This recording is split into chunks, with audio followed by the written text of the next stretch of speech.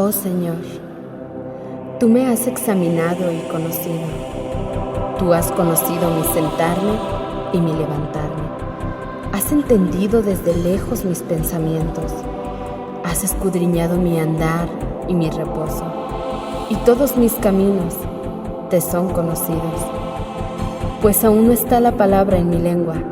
Y he aquí, oh Señor, tú la sabes todo. Detrás y delante me rodeaste, y sobre mí pusiste tu mano. Tal conocimiento es demasiado maravilloso para mí. Alto es, no lo puedo comprender. ¿A dónde me iré de tu espíritu? ¿Y a dónde huiré de tu presencia?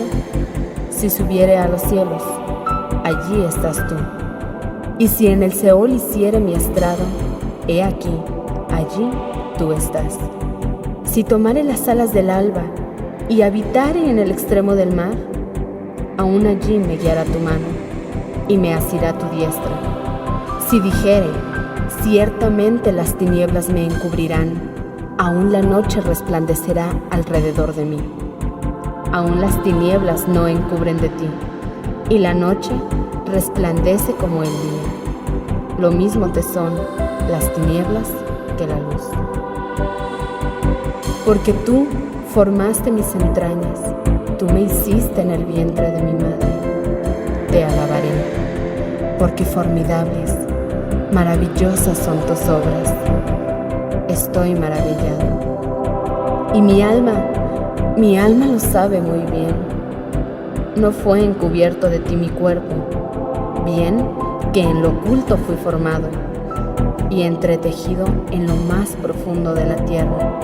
Mi embrión vieron tus ojos, y en tu libro estaban escritas todas aquellas cosas que fueron luego formadas, sin faltar una de ellas. Cuán preciosos me son, oh Dios, tus pensamientos, cuán grande es la suma de ellos. Si los enumero, se multiplican más que la arena. Despierto y aún estoy contigo. Examíname, oh Dios, y conoce mi corazón. Pruébame y conoce mis pensamientos, y ve si hay en mí camino de perversidad, y guíame en el camino eterno.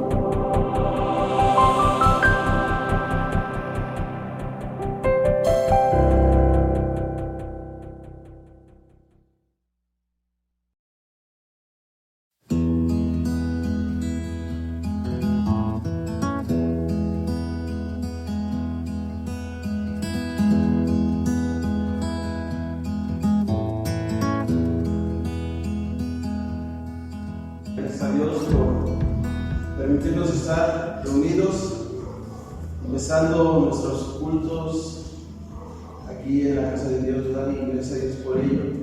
Saludando a cada uno de nuestros hermanos que nos van a estar y nos están mirando en este día. Dios los bendiga allá en casa, a cada uno de ellos también. Dice la palabra de Dios: Jehová hasta los cielos llega tu misericordia, y tu fidelidad alcanza hasta las nubes. Cuán preciosa, oh Dios, es tu misericordia. Por eso los hijos de los hombres se amparan bajo la sombra de tus alas. Serán completamente saciados en la grosura de tu casa, y tú los abrevarás del torrente de tus delicias. Porque contigo está el manantial de la vida, en tu luz veremos la luz. Gracias damos a nuestro Dios, ¿verdad? Porque es la palabra de Dios que nuestro Señor Jesucristo es la luz del mundo. Y nosotros también debemos de ser la luz del mundo. Nuestro Señor Jesucristo es el ejemplo para nosotros. Y de igual manera, nosotros debemos ser luz hacia lo mismo, a Cristo. Gracias a Dios por este día, en la cual agradecemos por la bendición de abrir nuestros ojos, de poder admirar sus maravillas. Y vamos a buscar el número 65 de los seminarios. Qué maravilla es ver la hermosura de Dios a través de lo que Él ha creado, a través de tu familia.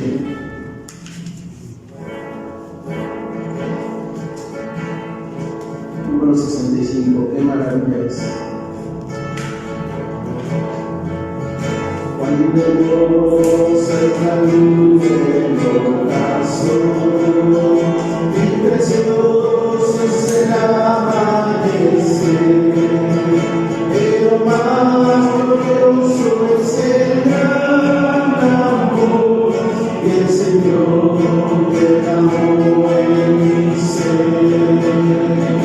¡Qué maravilla es! ¡Qué maravilla es! Que el Señor me ama a mí. ¡Qué maravilla es! ¡Qué maravilla es! Que el Señor me ama a mí.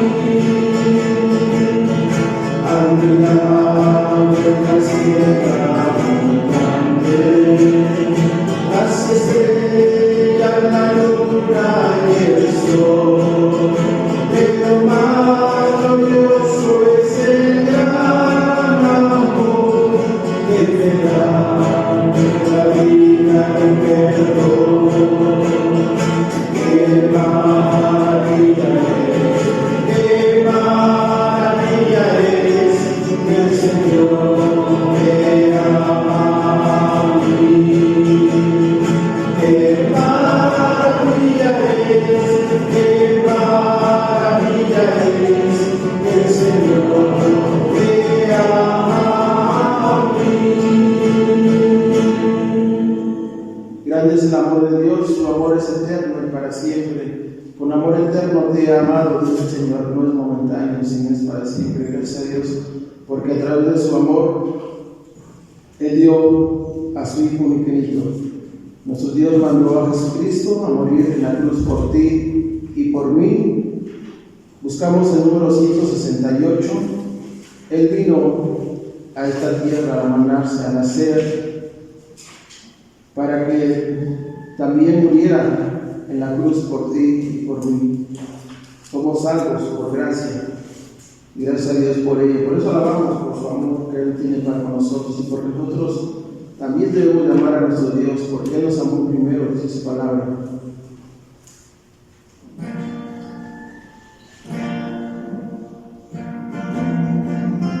Número 168. De su trono aún pesebre, de riquezas y honor, a buscarnos Cristo descendió, de las calles celestiales a la cruz del cruel dolor, vino y por la humanidad su vida dio. Cuán grande amor, Jesús me ha redimido. Cuán grande amor, sublime y eterno. Yo cantaré por siempre su alabanza, como sonido al coro celestial. En la diestra de su madre, a su creación amor, madre ya soy yo, Él subió. Yo fui pecador perdido, mas su amor me encontró, por su sangre paz y vida me compró. Cuán grande amor, Jesús me ha redimido. Cuán grande amor, sublime y eterno. Yo cantaré por siempre su alabanza, como sonido al coro celestial. Él subió los dolores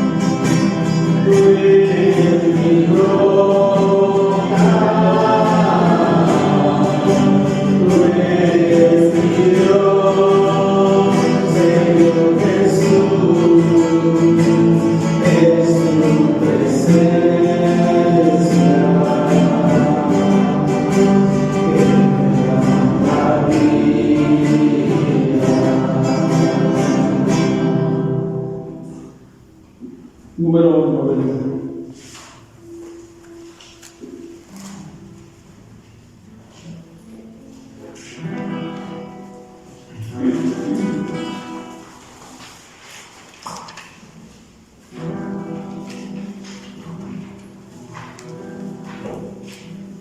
Me has tomado en tus brazos y me has dado salvación de tu amor derramado en mi corazón.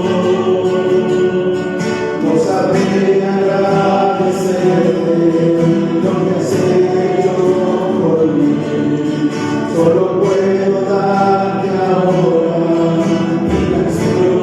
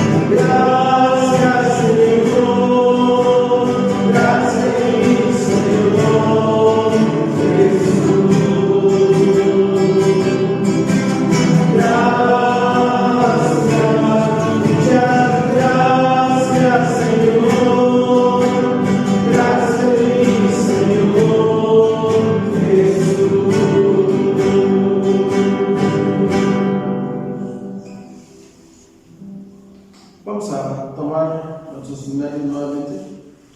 El número 378.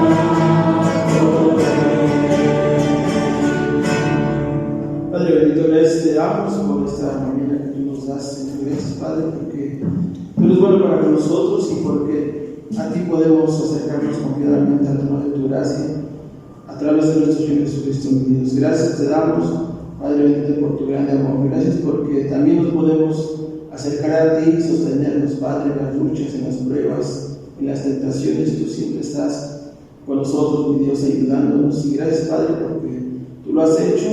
Padre Santo, gracias porque nos has ayudado durante la semana, en nuestras labores, en nuestros quehaceres. Gracias, Padre, por este día que tú nos das y nos permitas poder estar reunidos aquí en esta casa de oración. Una bendición tener este lugar para reunirnos, para alabar tu nombre, para aprender de tu palabra también, para escuchar tu voz, mi Dios, a través de tu siervo. Gracias, Padre, te damos por mis hermanos también aquí que están. De igual manera, los que nos están viendo, los que nos están escuchando también a través de este medio, tú les bendigas en casa, Señor, y queremos poner todo en tus manos esto, que tu nombre sea glorificado en todo, darte la honra y la gloria a ti, mi Dios. Gracias te doy por todo, por tu gran amor, en el nombre de Jesús, nuestro Salvador. Amén. Vamos a seguir alabando a ustedes, después vamos a escuchar la palabra del Señor con el canto que sigue, 379.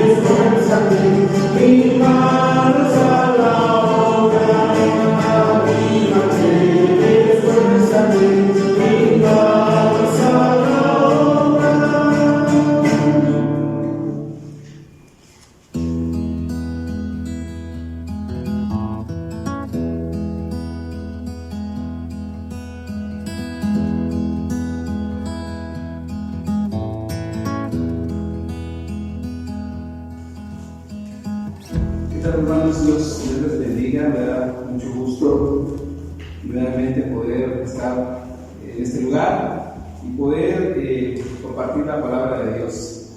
La palabra de Dios es la que nos edifica, la palabra de Dios es la que nos va a llevar a crecer en nuestra vida espiritual, y es importante no descuidarnos en esa área, en tu comunión con Dios y sobre todo en tu alimento de la palabra de Dios.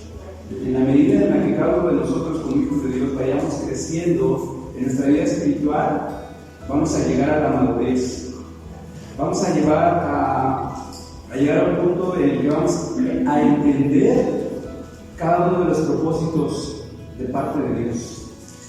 Me da mucho gusto porque el día de hoy vamos a iniciar una nueva serie que es acerca de la carta de Santiago, una carta que se encuentra en el Nuevo Testamento. No sé si alguno de ustedes la ha leído, pero es una carta que tal vez no toca temas doctrinales, pero sí se dice que es una carta semejante a un manual práctico de la vida cristiana, un manual con respecto a cómo debe ser nuestra manera de vivir. Y aunque es cierto que no toca temas doctrinales, eso no disminuye su valor, porque debemos de tener presente de que la vida cristiana, la vida de santidad, siempre debe estar presente en la vida del cristiano. la forma de vida, la forma de vivir. Y a eso debemos ir cada uno de nosotros. Quisiera que buscaran en sus Biblias algunos hermanos que nos estén viendo el día de hoy. Si tienes el hábito de apuntar, de anotar, sería bueno para que la enseñanza de esta epístola, también conocida como la Carta de Santiago, podamos tenerla presente. Antes de iniciar, quisiera que oráramos a Dios, que Él sea el que nos guíe, nos lleve a aprender su palabra, pero no solamente quede que seamos oidores, sino seamos hacedores de la palabra de Dios. Vamos a orar, que sea el Espíritu Santo el que nos dirija en esta mañana, en este tiempo. Bendito Dios y Padre, te alabamos y bendecimos tu santo nombre, porque tú eres bueno, porque tú eres un Dios que nos ha amado con amor eterno, porque tú eres digno de recibir toda la honra, toda la gloria, toda la alabanza, todo el reconocimiento. Tú eres nuestro Dios, y fuera de ti no hay quien salve. En este tiempo, Padre, yo te pido por cada uno de mis hermanos que nos están escuchando a través de este medio, pero también, Dios, aquellos que de alguna manera nos escucharán, y cada uno de nosotros, Señor, podamos ser alimentados por tu palabra, que tengamos un corazón sincero, un corazón humilde, que viene delante de ti, Señor, para escuchar, con oídos atentos, con oídos abiertos, con un corazón que quiere recibir tu palabra de manera que entiende que es necesaria para nuestro crecimiento espiritual. Bendito Dios, que esta palabra que es poderosa para salvar produzca fruto en nuestra vida, que seamos, bendito Dios, hacedores y no solamente oidores, de manera que tú te agrades en cada uno de nosotros a través de nuestra vida, a través de cada una de las circunstancias que tú permitas en cada uno de nosotros, sabiendo, Padre, que todo lo que tú permites obrará para bien. Gracias, bendito Dios, porque a través de tu palabra nos fortaleces, nos sostienes. Bendito Dios, nos das esperanza. Y en este tiempo, Señor, que tu Santo Espíritu hable a nuestras vidas. Te damos gracias en el nombre de aquel que es sobre todo nombre, nuestro Señor y Salvador Jesucristo. Amén. Quisiera que comenzáramos leyendo solamente 4 versículos. Quizá el día de hoy solamente vamos a ver un versículo como introducción a la carta de Santiago. Pero voy a leer solamente los primeros 4 versículos. Dice la palabra de Dios así: la epístola de Santiago, capítulo 1, versículo 1, 2, 3 y 4. Dice la palabra de Dios así: Santiago, siervo de Dios y del Señor Jesucristo, a las 12 tribus que están en la dispersión, salud. Hermanos míos, tened por sumo gozo cuando os halléis en diversas pruebas, sabiendo que la prueba de vuestra paciencia, de vuestra fe, produce paciencia, mas tenga la paciencia su obra completa, para que seáis perfectos y cabales, sin que os falte cosa alguna. Esta epístola insiste, en la medida que vayamos estudiando, con la práctica cristiana como consecuencia de tu fe. Es decir, tu forma de vida se debe de ver reflejado conforme a lo que tú crees. La epístola de Santiago se escribió en Jerusalén, donde su autor vivía y ahí predicaba. ¿Quién es el autor de esta carta? ¿Quién es Santiago? Se ha comparado también esta epístola de Santiago con los libros de sabiduría del Antiguo Testamento, con lo que es el libro de Proverbios, ya que toca temas con respecto a la sabiduría. De la misma manera también se relaciona con las enseñanzas del Señor Jesús allá en el Sermón del Monte, y en la medida que vayamos avanzando en la epístola de Santiago vamos a darnos cuenta cómo esto se relaciona. Esta carta se escribió aproximadamente entre el año 44 y entre el año 49 después de Cristo. Santiago, también conocido como Jacobo, el medio hermano de Jesús. Jacobo fue pastor de la iglesia de Jerusalén y escribió esta epístola. Jacobo, el medio hermano de Jesús. En la Biblia vamos a encontrar varios nombres con respecto a Jacobo, en el Nuevo Testamento sobre todo. Dos fueron, pues digamos que hombres eminentes a los que se les podría considerar que escribieron esta carta. Uno de ellos es Jacobo, el hijo de Zebedeo, hermano de Juan, el discípulo amado, y otro es Jacobo, el hermano del Señor Jesús. Pero según los historiadores, Jacobo, el hijo de Zebedeo, hermano de Juan, lo mataron. Y es ahí que se decide y se le atribuye a Jacobo, el hermano del Señor Jesús, quien fue el que escribió esta carta. Y algo muy interesante es que Jacobo, el hermano de Jesús, al principio, juntamente con los hermanos de Jesús, no creyeron en Jesús. Pero posteriormente fueron discípulos entregados. Y se dice que Jacobo fue un hombre piadoso, un hombre celoso de la palabra de Dios. Llegó a convertirse en un reconocido pastor de la iglesia de Jerusalén.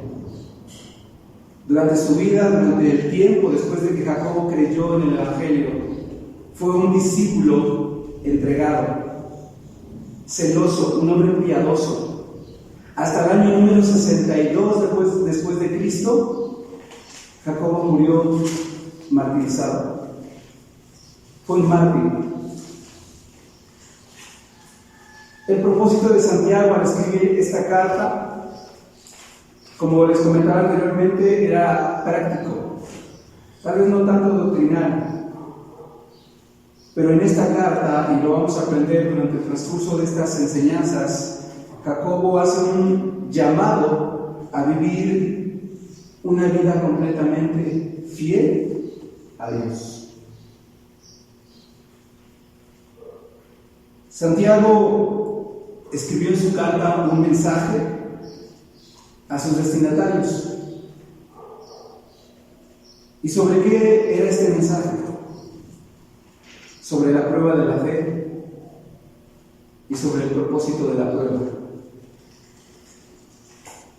Hoy veremos, el título que yo le he dado a esta enseñanza es Fe y Constancia. Fe y constancia. Un mensaje de Santiago, quizá el día de hoy solamente veremos la primera parte, sobre la prueba de la fe y el propósito de la fe.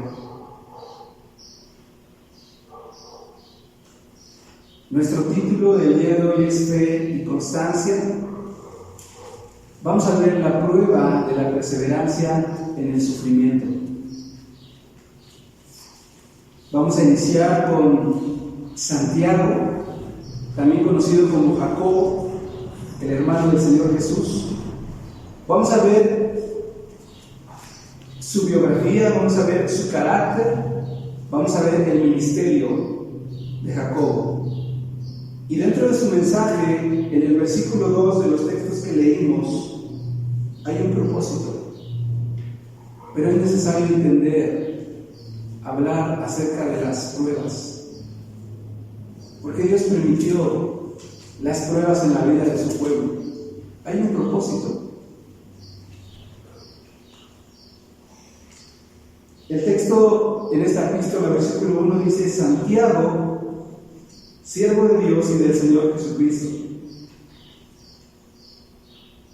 Santiago es el nombre que se le da a esta epístola, pero si nosotros observamos o vamos al griego, vamos a ver que su nombre es Jacobos. Lo que se traduce su nombre en hebreo, Jacob. Por eso la mayoría de las traducciones antiguas y aún modernas le dan el nombre de Jacobo. Y así lo vamos a llamar en esta serie, en esta enseñanza, Santiago, Jacobo. El primer versículo de esta epístola nos habla acerca del autor humano. Sabemos muy bien que Dios inspiró a hombres humanos. Escribieron siendo inspirados por el Espíritu Santo, el mismo soplo de Dios que quedó plasmado en su palabra. Pero el primer texto nos habla acerca de ese autor humano. Santiago, Jacobo, siervo de Dios, dice, y del Señor Jesucristo. Y el Jacobo, como hemos dicho, que escribió esta carta, era el medio hermano del Señor Jesús. En oposición a la enseñanza católica, la palabra de Dios nos dice que José y María tuvieron hijos después de que nació Jesús. Y esa verdad se hace mención en Mateo, cuando se le dice que José mantuvo virgen a María hasta el nacimiento de Jesús. Y es confirmado en Lucas, porque Lucas nos dice o habla acerca de Jesús como el hijo primogénito de María. Es decir, posteriormente María tuvo hijos. Mateo y Marcos nos mencionan acerca de los hermanos de Jesús, como Jacobo, del que escribió esta carta, o quien escribió esta carta, José, Simón y Judas. Los evangelios nos hablan acerca de que María y José tuvieron hijos después del nacimiento de Jesús. Y este Jacobo, el medio hermano de Jesús, fue el que escribió esta carta. Más adelante, el apóstol Pablo, en su carta a los Gálatas, hace mención, en Gálatas capítulo 1, versículo 19, dice: pero no vi a ningún otro de los apóstoles, sino a Jacobo, el hermano del Señor. Haciendo referencia a este Jacobo, hermano de Jesús. Y ese Jacobo fue quien escribió esta carta. Y como yo les decía al principio, de modo sorprendente, los hermanos de Jesús no creyeron en él al principio. Quizá nos ha pasado a nosotros, ¿verdad? Tenemos familia que no cree en el Evangelio. Y es sorprendente, ¿verdad? Porque los hermanos de Jesús crecieron con él desde su niñez, pero no creyeron en él. Un texto que nos confirma esto, allá en Juan capítulo 7, versículo 2 y 5, dice que estaba cerca la fiesta de los judíos, de los tabernáculos, y le dijeron sus hermanos a Jesús: sal de aquí, vete a Judea, para que también tus discípulos vean las obras que haces, porque ninguno que procura darse a conocer hace algo en secreto. Si estas cosas haces, manifiéstate al mundo, porque ni aun sus hermanos creían en él. Tan fuerte era la incredulidad de los hermanos de Jesús que Marcos escribe y dice que aún sus hermanos pensaban que Jesús estaba fuera de sí, que estaba mal, que todo lo que él enseñaba, que todo lo que él predicaba estaba mal. Y esa incredulidad se extendió durante todo lo que fue la vida terrenal de Jesús y aún en su ministerio. No creyeron en Jesús. Pero más adelante, ya en el momento en el que creyeron, dice la palabra de Dios que hubo una reunión en Jerusalén después de que el Señor Jesús fue crucificado, fue resucitado, fue sepultado, resucitó. Después de la resurrección de Jesús, dice la palabra de Dios que se reunieron en Jerusalén y algo había sucedido. Hechos capítulo 1, versículo 13, yo lo leo, dice la palabra de Dios así.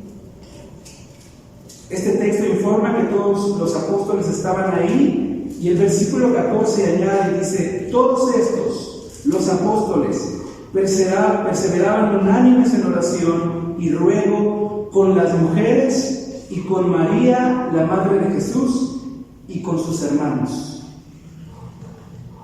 ¿Qué sucedió? ¿Qué pasó con aquellos que no creían en Jesús? ¿Qué ocurrió con sus hermanos escépticos, incrédulos, para que llegaran a ser discípulos posteriormente entregados? Pablo nos da la respuesta allá en Corintios, y él escribió lo siguiente: dice: al observar que después de la resurrección de Jesús apareció a Jacobo, sin duda como resultado de que Jacobo vio a Jesús resucitado, así como muchos de sus discípulos, de sus seguidores. Después de que Jacobo vio al Cristo resucitado, entregó su vida, creyó en Cristo.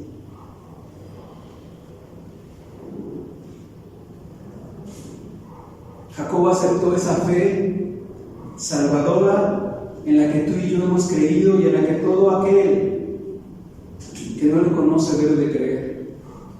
En ese Jesús que vino, que nació con un propósito, que fue crucificado, que fue sepultado conforme a las Escrituras, pero que resucitó al tercer día conforme a las Escrituras. Jacobo, el escritor de esta carta, creyó en el Cristo resucitado. Sabemos que la iglesia nació en el día de Pentecostés. Jacobo no era un apóstol, pero pronto llegó a ser uno de los pastores de ese lugar. Dicen los historiadores que cuando Pablo llegó a Jerusalén, descubrió que Jacobo, así como Pedro, Juan, ellos sí eran discípulos, pero con ellos Jacobo eran columnas de la iglesia ahí. Ese Jacobo incrédulo posteriormente se llegó a convertir en uno de los pastores de las columnas vertebrales de la iglesia. Como a menudo los apóstoles salían fuera de la ciudad, el que se quedó ahí fue Jacobo. Se convirtió en el líder más destacado de la iglesia de Jerusalén. Era algo así como el pastor principal de Jerusalén, Jacobo. A Jacobo también se le conocía como Jacobo el Justo, debido a que era un hombre piadoso, un hombre temeroso de Dios. Pero como yo les mencionaba, Jacobo, según el historiador Josefo, fue martirizado en el año 62. Este es Jacobo, el escritor de esta carta, también conocida como Santiago. Ahora veamos su carácter. El texto 1, después de que nos presenta al autor humano de esta carta, Santiago, ¿qué dice más adelante? Siervo de Dios y del Señor Jesucristo. A pesar de su importancia, a pesar del cargo que tenía, como ya lo hemos visto, lo que se sobresale en Jacobo es primeramente su humildad. Jacobo aquí no se describe como el hijo de María o el hijo de José, no se describe como el medio hermano de Jesús, no se describe como el pastor principal de Jerusalén, no se describe como aquel que vio a Jesús resucitado, sino se describe como siervo. Y esta palabra, siervo, se deriva de una palabra griega, doulos. Y esta palabra griega describe a un esclavo. ¿Qué era un esclavo? ¿Qué es un esclavo? Un esclavo es una persona privada de toda libertad personal y que está totalmente bajo el dominio de su amo. De esta manera se describe Jacobo, como siervo de Dios y del Señor Jesucristo. Se requería de cada doulos o de cada esclavo obediencia absoluta, lealtad. Y la vida de Jacob nos demostró eso, porque él murió siendo un mártir, por causa de su Dios, por causa de su Señor. Jacob había llegado a ser un doulos, un esclavo, un siervo, debido a que había nacido de nuevo mediante la fe en Jesucristo. Y es algo a lo que tú y yo hemos llegado, a lo que todos deben de llegar, a un nuevo nacimiento. En la cultura judía, ser un doulos, ser un siervo, se consideraba ser un gran honor, porque entendían lo que implicaba ser un siervo de Dios.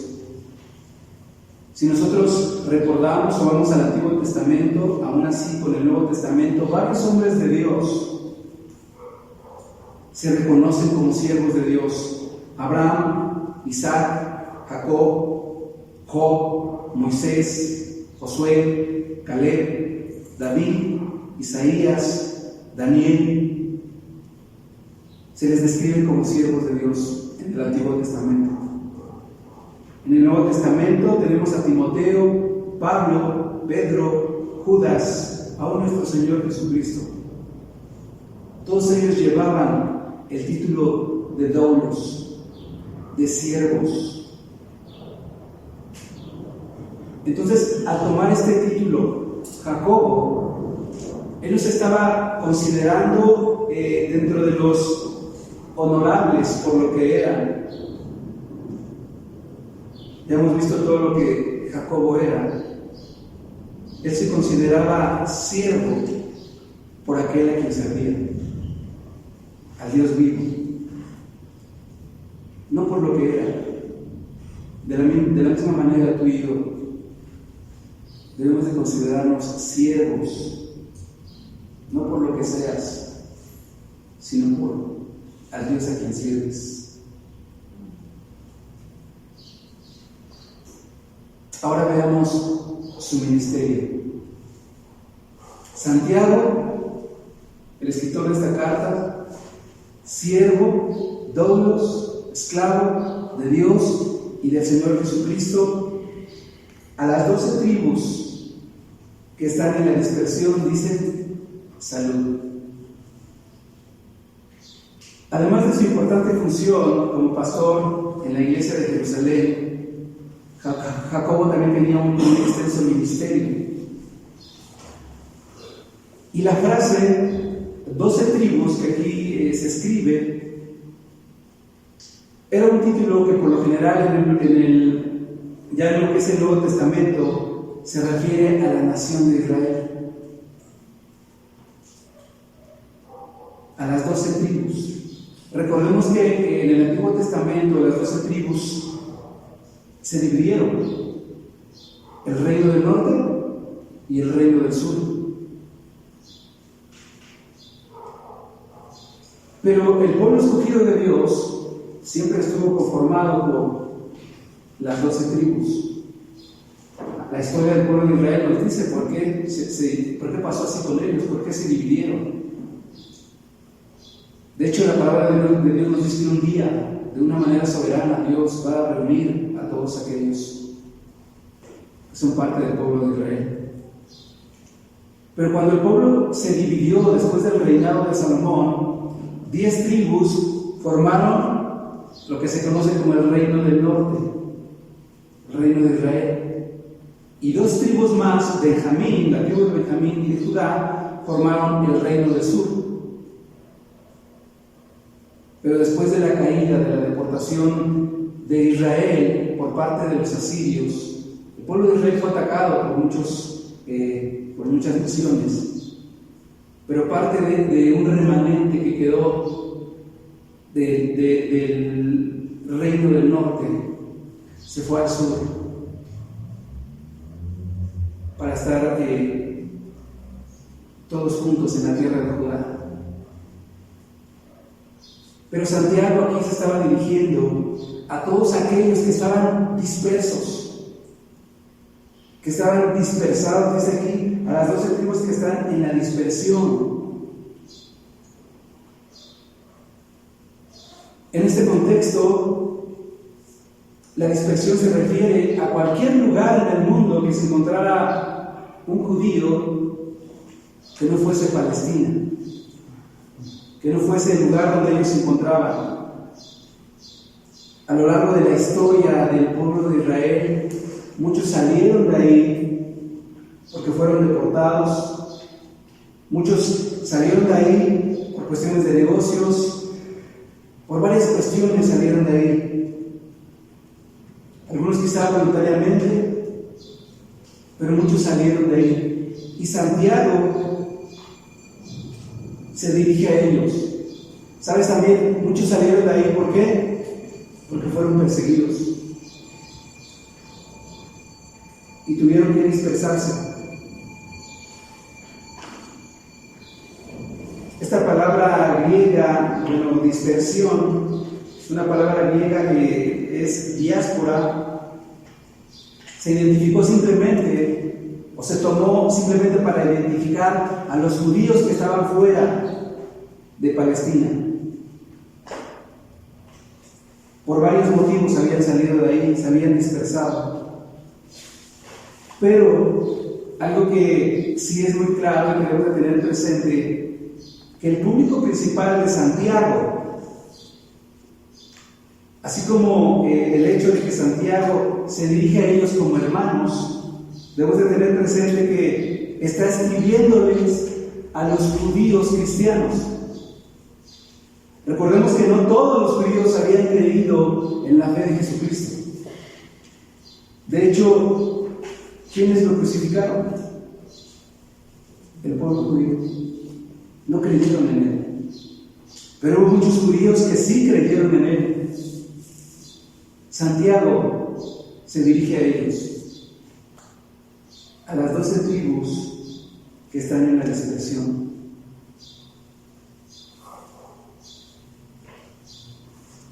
El público principal de Santiago eran esos judíos que habían huido debido a la persecución y que estaban sufriendo por causa de su fe, para darles confianza, para darles esperanza, para darles fortaleza, para soportar aquellas pruebas. El principal ministerio de Santiago era reconfortar a los judíos que se habían convertido a Cristo, porque estos eran blanco de persecución e inclusive, ¿qué pasaba? Fueron excluidos de sus mismos compatriotas, del mismo pueblo. Fueron perseguidos, fueron excluidos, hechos a un lado por causa de su fe. Y a ellos se dirigía Santiago. Y el versículo 1 termina, dice: Santiago, siervo de Dios y del Señor Jesucristo, a las 12 tribus que están en la dispersión, salud. Esta palabra, salud, del griego chairein, significa regocijarse o alegrarse.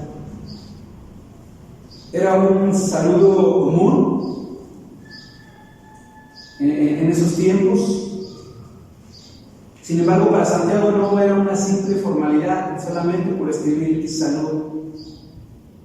Esperaba Santiago que lo que estaba escribiendo alegrara el corazón de sus lectores, al ofrecerles medios para ver si la fe que ellos decían tener era genuina. Santiago sabía que lo que él estaba escribiendo les daría consuelo en las pruebas que estos judíos cristianos estaban pasando. Debemos de saber que las pruebas muchas veces el Hijo de Dios no las entiende. Pero en la medida en la que tú vas conociendo la palabra de Dios, dice la Biblia que haré entender y te enseñaré el camino que debes andar. Sobre ti fijaré mis ojos. Pero qué triste es cuando a veces las pruebas nos hacen ver que la fe que decimos tener no es genuina, no es verdadera, porque es difícil.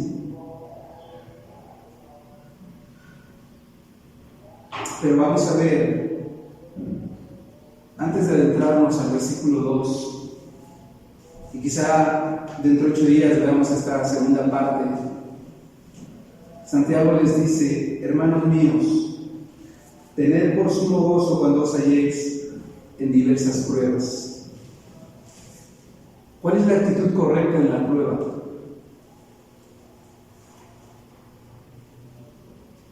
¿Cuál es la manera en la que debemos de actuar cuando tú, como hijo de Dios, estés en la prueba? Antes de adentrarnos al versículo 2, quisiera hacer mención de algunos propósitos para que el Señor permitiera las pruebas en la vida de su pueblo. 8 propósitos para que el Señor permitiera las pruebas en la vida de su pueblo.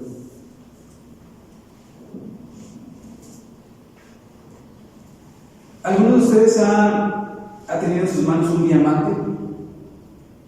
Yo no, pero he visto imágenes de cómo los joyeros pueden identificar un diamante verdadero de un falso.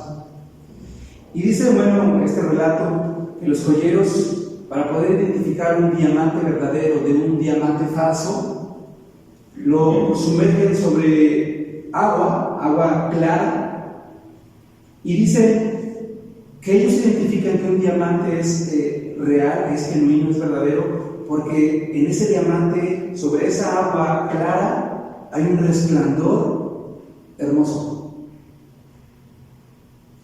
Y si tú metes un diamante que no es genuino, que no es verdadero, dicen ellos, su experiencia, que ese diamante pues no refleja esa misma brillantez que el diamante verdadero. Dicen ellos que inclusive hasta un ojo que no está adiestrado en esto puede darse cuenta, hasta tú y yo podemos darnos cuenta de esa diferencia. Un diamante genuino, un diamante verdadero, de un diamante falso. De la misma manera, ¿sabías que el mundo puede distinguir a un cristiano verdadero de un cristiano que solamente dice profesar una fe genuina? ¿Y cómo se distingue? ¿Cuál es la diferencia? Una de las diferencias es lo que tú reflejas cuando estás pasando por la prueba, cuando estás pasando por circunstancias adversas. A pesar de ello, en el Hijo de Dios va a haber una brillantez. Pero ¿qué pasa con aquel que no? Tiende a veces hasta alejarse, renegar, cuestionar.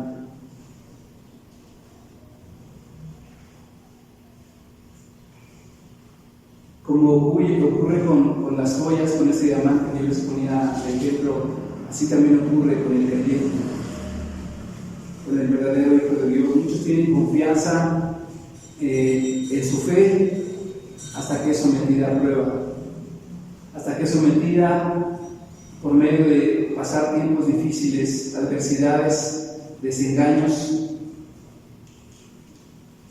y la forma en que la persona enfrenta la prueba revelará su fe.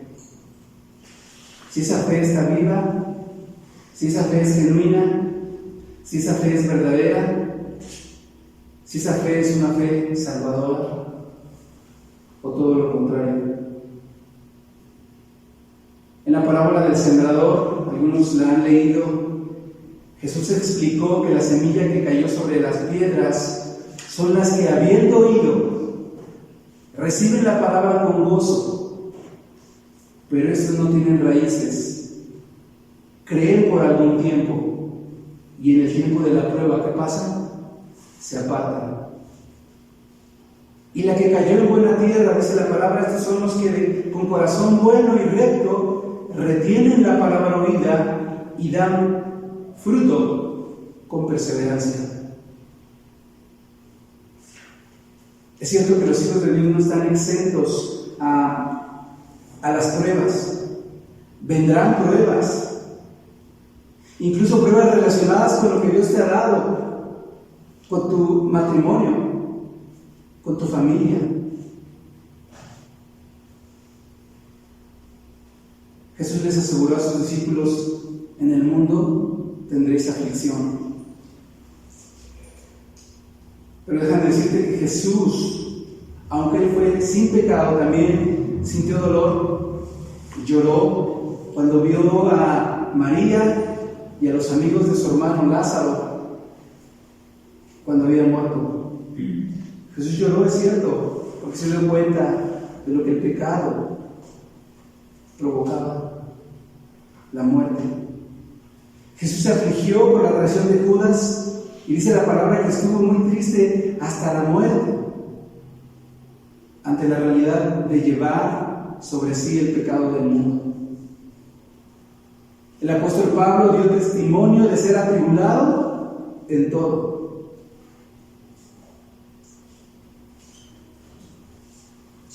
Y en grado diferente y por diferentes motivos, esta es la experiencia de cada uno. De la misma manera, en cada uno como hijo de Dios, será tu experiencia.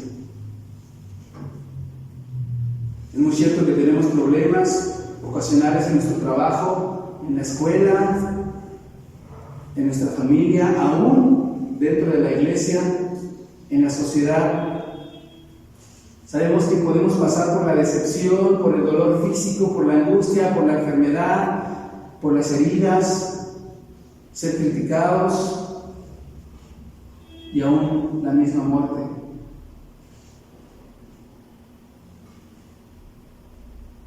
Pero también los cristianos podemos esperar dificultades por causa de nuestra misma fe. El Señor Jesús le dijo a sus discípulos: si a mí me han perseguido, también a ustedes los perseguirán.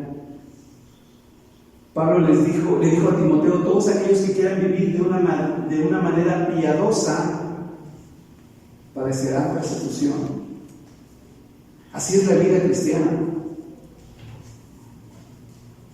Ese es el Evangelio. Pero a veces tenemos una idea, un concepto de que venir a Cristo todo va a estar bien. Todo el que vive en este mundo sufre en alguna medida las pruebas. Creas o no creas, pasas por circunstancias. Y esto, ¿sabes a qué se debe? Es consecuencia de la caída, es consecuencia del pecado, es consecuencia de esa naturaleza humana pecaminosa y de un mundo y de una sociedad que está corrompida, que está en pecado. Esa es la consecuencia, por lo cual este mundo se encuentra en esa situación. El principal énfasis de Santiago en este texto o en toda la carta es que si es genuina la fe de una persona, se probará a sí misma durante los tiempos de aflicción. Tu fe se probará durante los tiempos de aflicción, cualquiera que sea el origen o el carácter de esa prueba. Pero tu fe se probará en esos tiempos de aflicción. Por esta razón, esta epístola es de mucho valor para los incrédulos, así como para los creyentes. ¿Por qué para los incrédulos?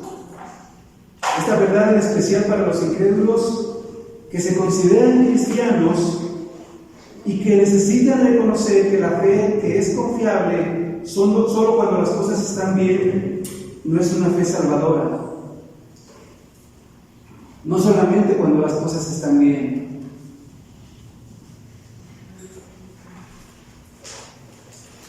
Esa fe que solamente decimos tener cuando las cosas están bien, es una fe que no vale, porque engaña a los que confían en ella.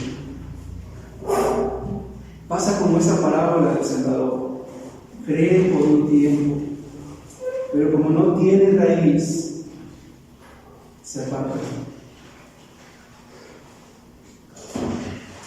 Pero donde hay una fe verdadera, más que otras circunstancias, la aflicción te va a conducir de una manera natural a reflexionar cuál es la condición en la que te encuentras, cuál es la condición en la que te hallas. Y por eso en ti no va a llegar la decepción. Yo que oro, yo que leo la Biblia, yo que me estoy acercando más a Dios, ¿por qué me está pasando esto? La verdadera fe debe de conocer y saber los propósitos de Dios en su vida. Debe haber una verdadera convicción que se basa en las verdades divinas, en las verdades de Dios, en las verdades espirituales. De hecho, parte de lo que nosotros pasamos como es la prueba, nos debe de llevar aún más a Dios y experimentar cómo la gracia de Dios te sostiene, cómo la gracia de Dios te fortalece, cómo la gracia de Dios te estimula por la esperanza que solamente Dios da.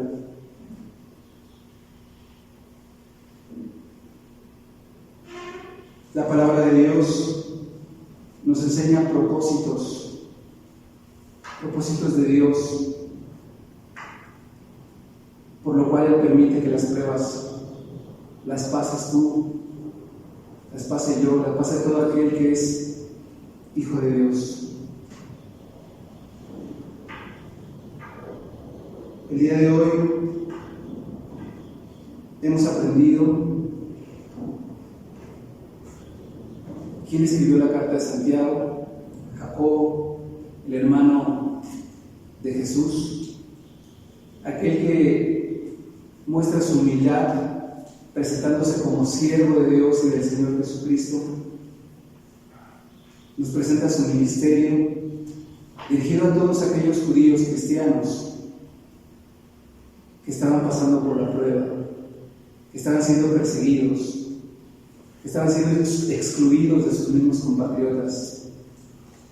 A ellos les escribe: hermano mío, tened por sumo gozo cuando os halléis en diversas pruebas. La fe genuina se ve reflejada cuando es pasada por la prueba, cuando es pasada por la aflicción, cuando es pasada por circunstancias adversas, pero que el Hijo de Dios sabe que son necesarias para fortalecer nuestra fe, para hacernos más humildes. 8 puntos que el día de hoy quizá no vamos a ver, pero en la siguiente sesión vamos a tocar más a fondo. Dios permite las pruebas con propósitos perfectos. Número 1, para probar la fortaleza de nuestra fe.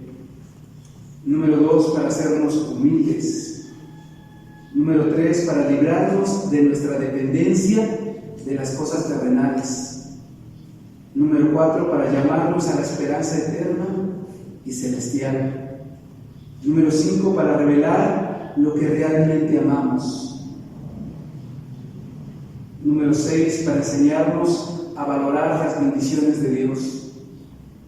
Número 7, para desarrollar a sus santos fuerza perdurable para servicios mayores. Y número 8, para capacitarnos para ayudar mejor a otros en sus pruebas.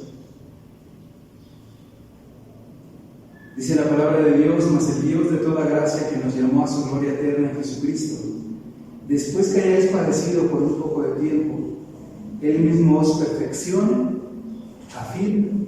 afirme, fortalezca y establezca. Ese es el propósito de Dios. Pero, hermano, tienes que ir a la palabra de Dios y recordar que no tienes que ver o no mires las cosas que se ven, pues las cosas que se ven son temporales, pero las que no se ven son eternas, duraderas, para siempre. Y esta es la promesa, de parte de Dios. Que Dios te bendiga, que Dios nos lleve a entender, comprender cuál es el propósito de las pruebas. Seguiremos estudiando la carta de Santiago para darnos cuenta del propósito por el cual Santiago escribe a estos judíos cristianos, pero de qué manera nosotros hoy en día podemos aplicar a nuestra vida esta enseñanza que el autor original escribió a su audiencia original en ese entonces, pero de qué manera nosotros hoy en día podemos aplicar esta enseñanza a nuestras vidas. Vamos a orar. Bendito Dios y Padre, gracias te doy, Dios, porque a través de tu palabra, a través de tu siervo Jacob, aprendemos a ser humildes.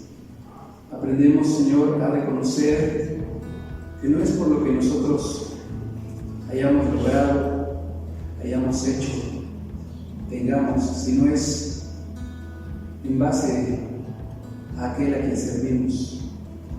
Señor, queremos también ser siervos tuyos, esclavos, que se sometan, que se sujeten a lo que su amo manda, a lo que su amo dice. Bendito Dios, ayúdanos a poder entender y comprender, Padre, que somos dependientes de ti, que sin ti nada de lo que nosotros nos propongamos se logrará si no está de acuerdo a tu voluntad. Bendito Dios, gracias porque a través de tu palabra aprendemos, Señor, que tú permites las pruebas con propósitos perfectos. Nos has creado para la alabanza de la gloria de tu gracia. Nos has creado para que a través de nuestra vida tú seas glorificado. Queremos que así sea, Señor, en cada uno de nosotros. Que tú seas glorificado, si es a través de la prueba, si es a través de la enfermedad, si es a través de la necesidad, si es a través de la escasez. Que tú seas glorificado, Dios, a través de nuestras vidas. Que podamos mostrar que nuestra fe es genuina, que es verdadera, que es real, es práctica, es congruente con aquello que decimos creer. Bendito Dios, gracias por tu palabra, porque tu palabra es verdad. Te damos gracias en el nombre de aquel que es sobre todo nombre, nuestro Señor y Salvador Jesucristo. Amén. Dios bendiga, hermanos.